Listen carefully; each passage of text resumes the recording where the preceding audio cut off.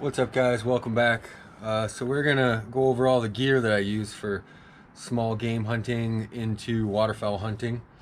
I'm not gonna talk about clothing too much, but I will say that I'm either gonna go with something light duty and comfortable or something more heavy duty and durable depending on what I'm doing. I will mention Pop Off Leather. They sent me a belt a few years ago and I wear it every single day. It's the best belt I've ever had.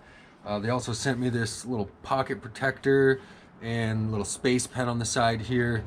Yeah, great company, all kinds of like EDC leather. What I'll also say about clothing is like footwear.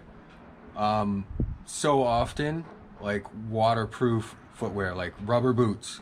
You know, you get into like bogs and big puddles and wetlands, that kind of thing. Rather than having to go around them, I'm going right through them. I guess I'll start off by mentioning these satchels. I use these all the time just to grab a bit of gear from home, and if I just want to carry a few things on me. In here, for starters, we've got my main headlamp and my backup headlamp. Now these were sent to me by Through Night and they are awesome. My dad purchased one of these headlamps. They're affordable and, you know, really bright, good quality. I've had those for a year or two now. I always bring a knife with me. I have a couple of these Mora companions. I find they're easy to sharpen and just a good all-around knife. This something I might throw in my cargo pocket if I'm doing like an overnighter, or I went out with my dad in the boat walleye fishing like all day, and just in case, this is my like first aid kit and also like a bit of a survival kit. I've got some like Advil, Tylenol, chapstick, some duct tape. I've got water purification tablets. I've got storm matches in there. I've got band-aids, moleskins, some gauze. This satchel I keep for just throwing some gear in there, and this one is a game bag. Can put a few squirrels or grouse or rabbit in there. Then we've got our safety orange, and this vest actually has like the pouch in the back, so I can just throw small game in there if I want.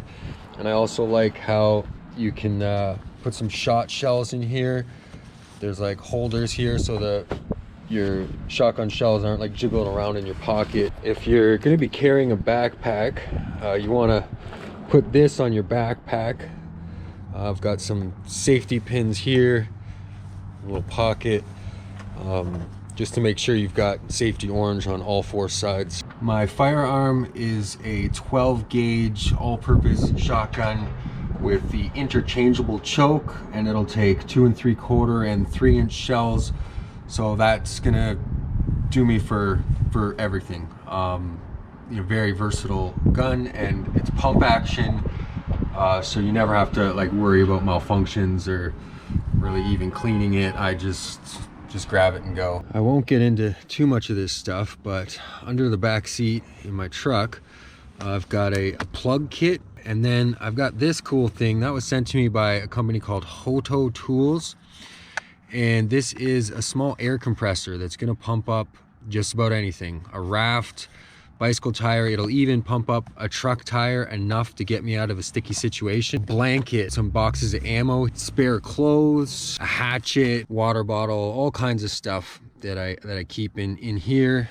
And the glove boxes, I've got toothbrush, toothpaste for those overnighters. Here I've got a fire starting kit. This was sent to me by Bigfoot Bushcraft, and this is a big old ferro rod, and these are some plugs for fire starters. I've got a first aid kit here, some more moleskins, some tissues, got some hot cereal. Usually keep some snacks and stuff in here, and some water.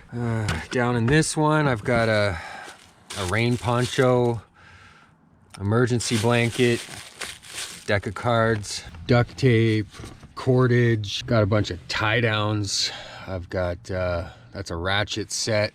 I've also got some more tools up in the side of my door. I don't use these very often, but I do have some binos with a chest harness. Yeah, for small game, I think that's it. I got my game bag.